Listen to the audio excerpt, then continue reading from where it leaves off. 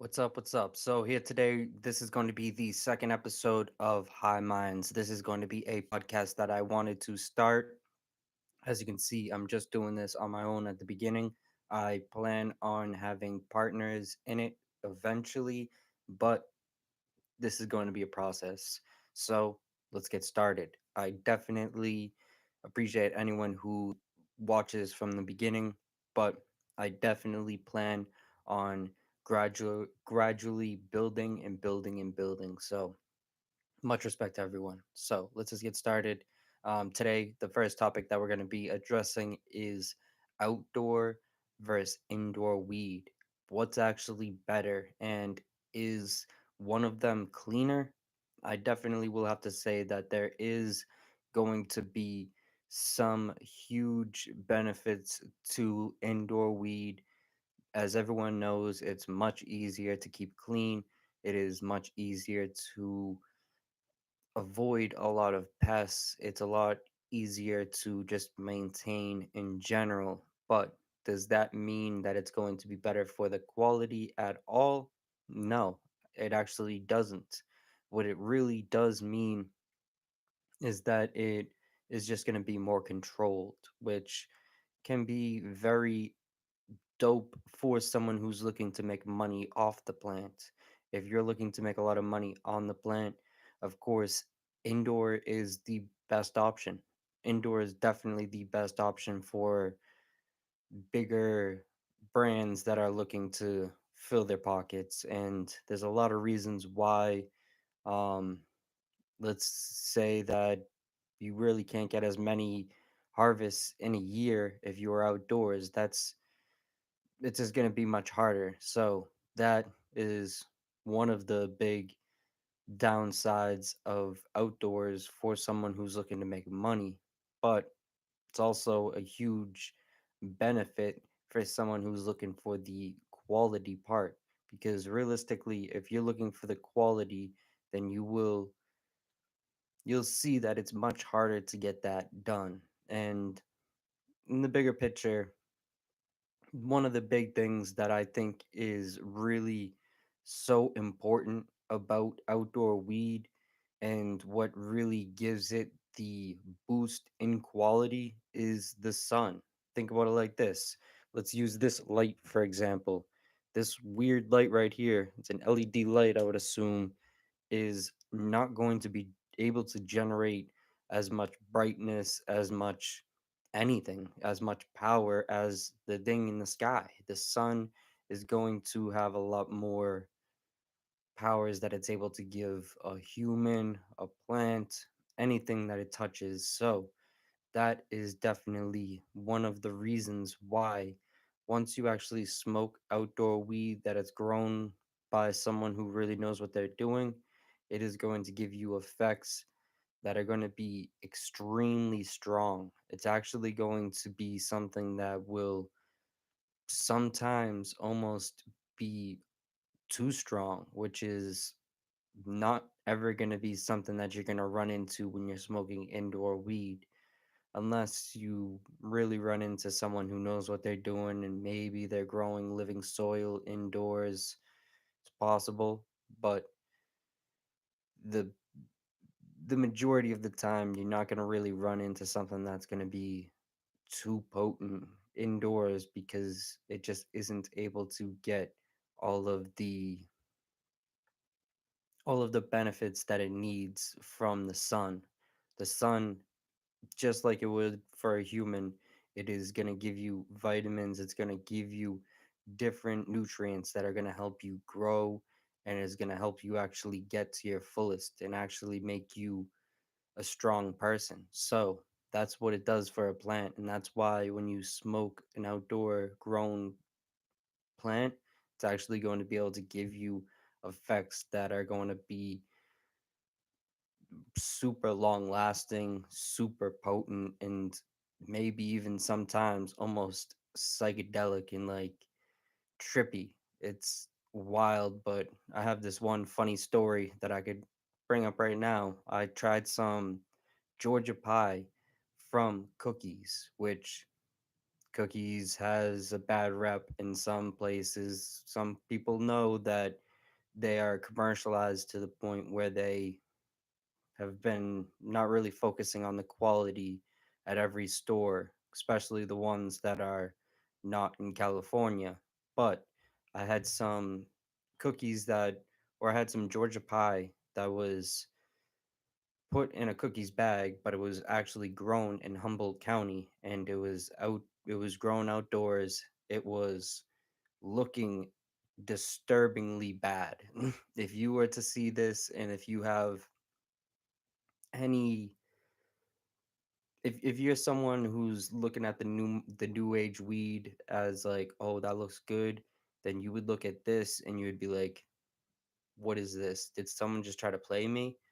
But once you actually smoke it, you'll see that you played yourself, or even thinking that someone played you, because it's blowing all of that pretty weed out of the water. It's making it just look like play weed, because honestly, halfway through the joint, I was like, I might have to put this out, just because I was like literally too high. I was like almost falling asleep. I was just too high, which is something that never happens. If you guys have watched any of my reviews, if you watch any of my content, you see that I get some very high level stuff that is extremely expensive sometimes. And I would actually say that none of it has ever had effects similar to that experience that I had with that Georgia pie that one day, which could quite possibly be because I was smoking a lot of garbage at that time in my life. I was smoking a lot of hype mylar weed at that time, but I would have to also say that still to this day, there hasn't been a lot of strains that have that potent of effects, where I was questioning, do I have to put this out right now? Do I have to put this out for almost like the better of my own good? Because I don't know. I'm ranting a little bit about this strain at the moment, but I think you guys get the bigger picture of what I'm saying. Outdoor weed is not necessarily always going to be better. It's the same thing, just like organic. Organic weed isn't always going to be better. It's not the end all be all of what makes weed good. And that's the weird thing that we're seeing at the moment. We're seeing all these brands like Tenco. I could go on and on and on and on about a list of different brands that are doing it, but there's a bunch of different brands that are now marking their Mylars, or their Myron jars, or whatever the fuck that shit's called, whatever these weird jars are that they're using now. They're marking their jars saying that they grow with living soil. You're seeing this because they are baiting people in. They're baiting people into this idea that soil is going to be the end all be all, which soil is much better, but you can't fall for the traps. You definitely have to do your research. A real connoisseur is going to be someone who goes into the field and tries out all of the different things, and goes to themselves and actually sees like, what was the best? What was the thing that I truly liked the most, and why did I like it the most? Was it better just because of the design or the packaging that it was in, or was it better because of the experience and the longevity of the experience, or the taste, or whatever it is that makes you enjoy it more? What was the real reason? And that's something that I feel like a lot of connoisseurs, or even just smokers in general, are kind of forgetting to think about when they're grabbing these different things. They're seeing that it says it's organic, they're seeing that they are telling them that it was only fed water, whatever it was, and they're thinking that that means it's great, which that does help it. If that's true, if they're really doing that, that does help it. But in the bigger picture, what I'm trying to say is, I do truly think that topics like this are very necessary for the community in general. So, me saying that outdoor is better sometimes, or me saying that indoor is better sometimes, doesn't necessarily matter. It doesn't really matter at all. I think that what really matters is what people are actually going to enjoy and what's actually going to be clean for the people to enjoy. So I definitely still think that there is going to be fire products that are on the market that are even fed salts. We see that Tenko is doing an amazing job with feeding stuff salts, but now uh, I'm not going to say they're lying saying that they don't feed it salts anymore, but what I will say for a fact is that if they have to feed it salts, I feel like they should just be honest about that. I think that brands being more honest is going to give them more longevity. And in the market we see right now, a lot of the brands will not actually be here maybe a year from now or 5 years from now because of the lies and because of the weird manipulation that they used to get to the position that they're at. And that's their own fault. That's their own fault for killing themselves off. Brutal to say, but it's the truth. I truly believe that a lot of these brands ruined it for themselves, which I do think they all have a chance. They all have a chance to bounce back and find a way. They found a way to get to the position that they're at. But what we have to see is that we can't really just buy into any of the tactics that they're using, whether it's telling you that it's organic, whether it's them telling you that it's exotic or whatever weird word it is to sell it. Is the thing actually smoking?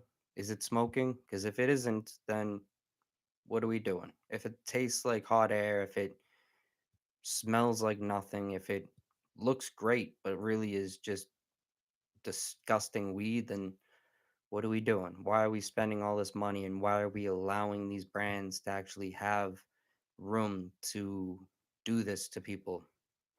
I would say, in the bigger picture, we could be the problem.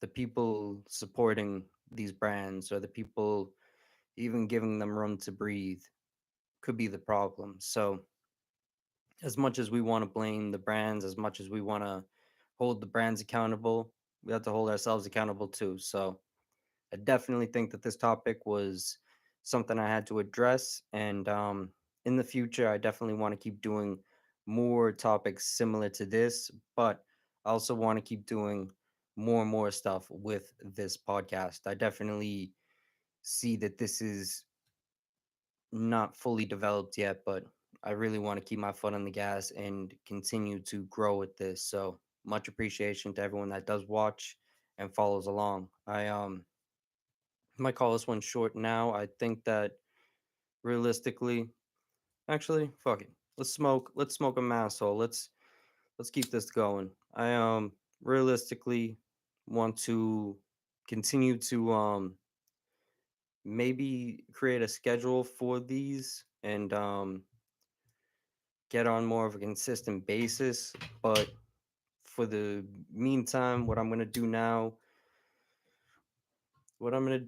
is I'm going to just try to stay consistent. To be honest with you guys, I think that in the beginning of anyone's process, whether it's building a brand, whether it's building whatever it is, you're building a treehouse, whatever it is, staying consistent at the beginning of it, you have to stay consistent with it.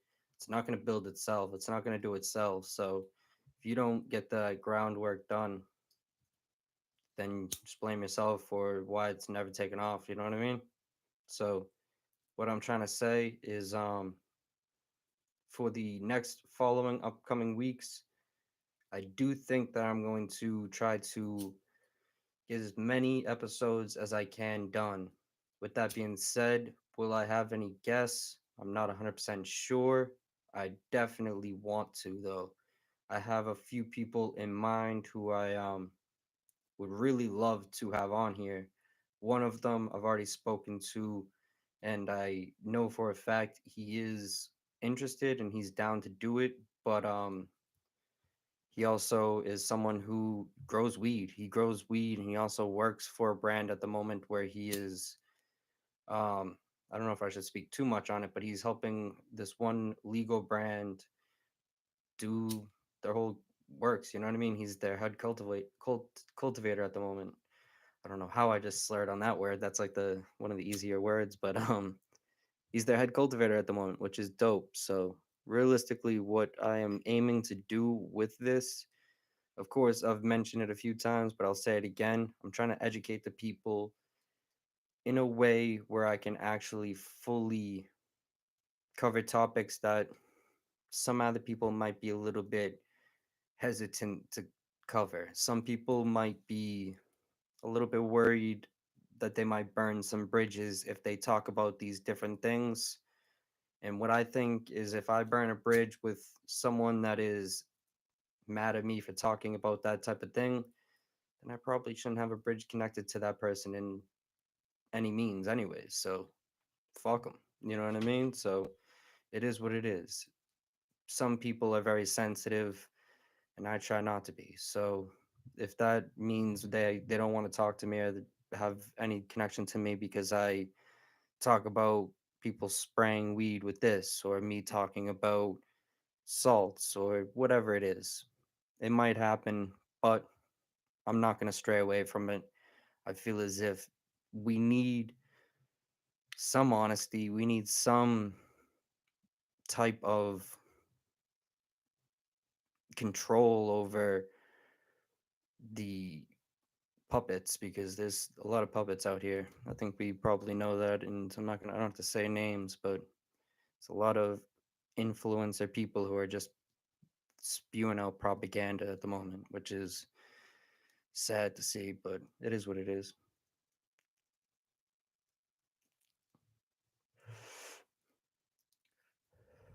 Enough negativity. Look at this. Look at this beautiful fucking thing.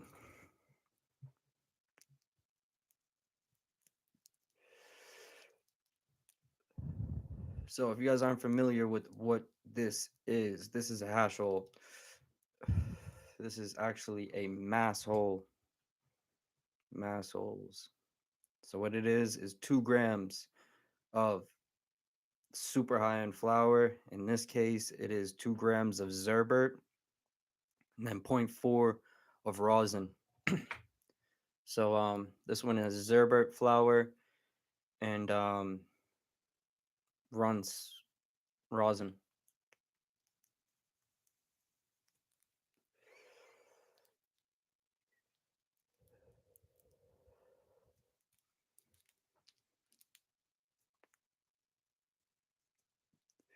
The name for it is Sweet Tooth.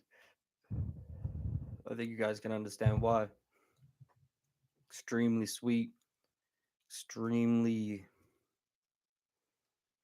smooth, just very nice, but it's also something that gives a little bit of a punch to it. Might knock your tooth out.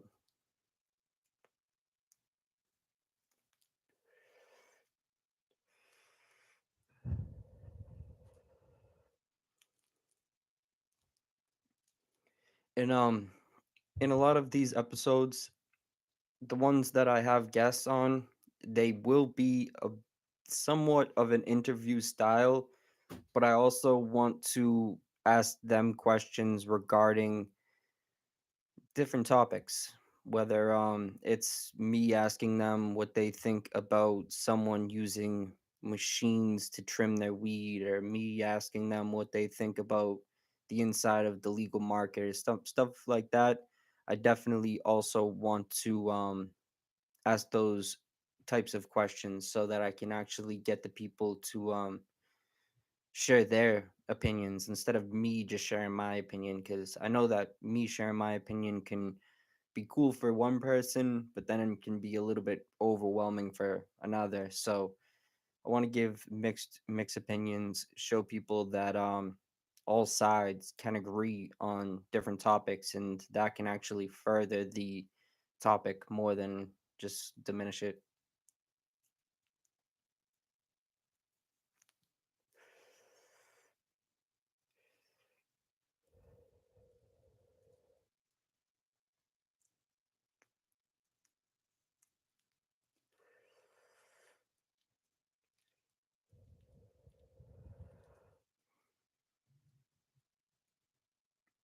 So this might be a little bit of a rocky start to a podcast or whatever this is, but I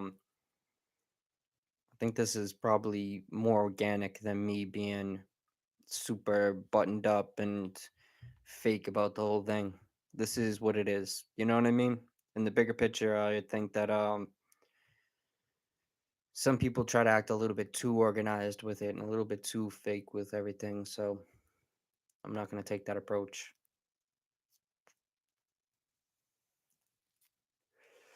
You either like it or you don't. You know what I mean? Which might not be super smart for business, but it is what it is, you know? I don't think this is really a business. This is really me just being honest with you guys. I think that some people try to treat it like a business, but this is not a business.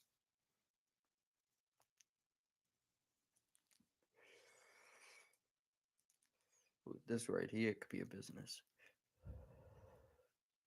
Fire, fire, fire. From the taste to just the way it smokes, everything about this. I do really like hash rolls. This is maybe a topic that I could cover right now. I like hash rolls a lot, but I don't know. I would say that it really depends on the mix. You really have to get someone who knows the taste of a strain and knows what it's going to pair well with. And this is something I've ran into recently of like if you're rolling just anything, you're throwing it together, you could waste so much money just mixing the wrong thing. So you really have to know the right taste. You have to go to a taste maker if you're going to a hash someone that rolls hash rolls.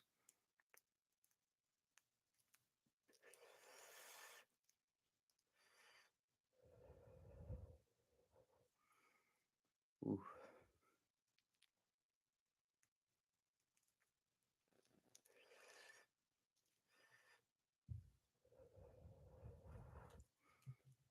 I'm super interested too. I'm actually gonna have some OG that I'm gonna be checking out this week.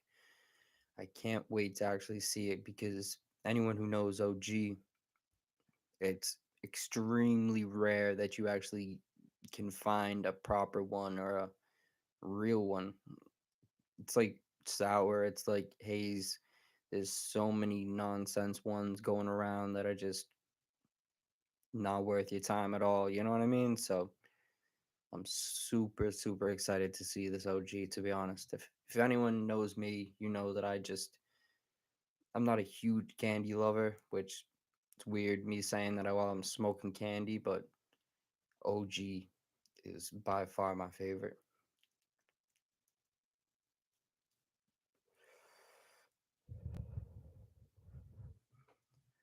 Ooh, this tastes amazing though. That's what a hash hole is.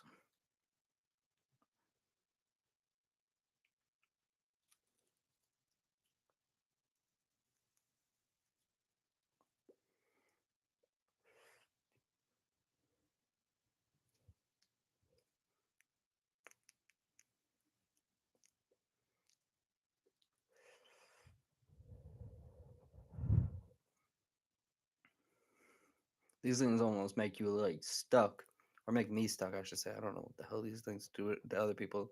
Probably would put some other people in coffins, but they make me just like move like slow. I literally just drank coffee and shit too. I was thinking about this too. It's like coffee is literally a drug. Makes me like so jittery and so just weird. It just makes me like feel like I'm like bouncing off the walls. And I don't know how some people drink this every day. Some people are drinking like crazy amounts of coffee each day and they're just calm. They're calm. I don't know how. I'm like bugging out right now. I probably should stop drinking it to be honest.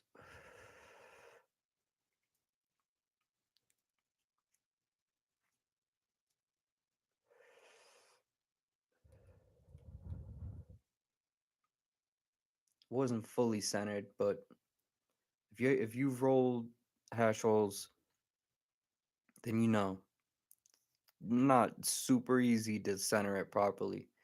Not super easy at all. It's not easy to roll hash hole in general, but getting that centered, that's an art in itself.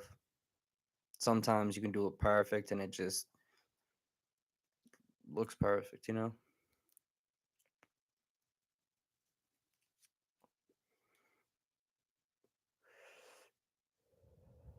super interested to try a hash hole when I get the OG,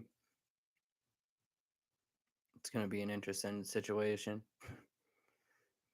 I should get some like super heady rosin, do a stream or do like a live stream where I'm rolling it, smoking it, showing the people how to roll, all that. You know what I mean? A lot of people do not know how to roll hash holes.